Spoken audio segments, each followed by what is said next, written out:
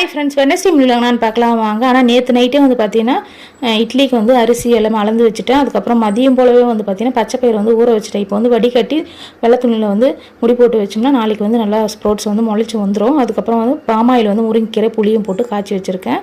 Lunch எல்லாமே back பண்ணிவிட்டு கையோடு வந்து இருக்கிற சாமான் எல்லாமே தேய்ச்சிட்டு மாவு வந்து அரைக்கிறதுக்கு போட்டாச்சு. இன்றைக்கி வெனஸ்டே எங்கள் ஹஸ்பண்ட் வந்து ஒர்க் ஃப்ரம் ஹோமு, அதனால் வந்து பார்த்திங்கன்னா நண்டு குழம்பு, அதுக்கப்புறம் வந்து எறா தொக்கு. ஒரு பையனை எடுத்து போய் ஸ்கூலில் விட்டுட்டு வரும்போது நாங்கள் ரெடியாக இருந்தோம். அதுக்கப்புறம் போய் கடையில் போய் வாங்கிட்டு வந்து செஞ்சு முடிக்கவும் வந்து பார்த்திங்கன்னா ஒரு 12 o'clock ஆகிடுச்சு. மாவும் வந்து அரைச்சி முடிய போகுது.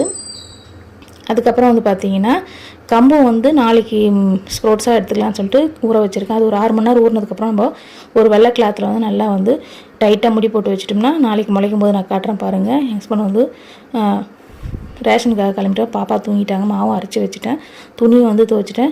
நாளைக்கு ஃபங்க்ஷன் இருக்குது, அது கிஃப்ட் ரேப் பண்ணணும்.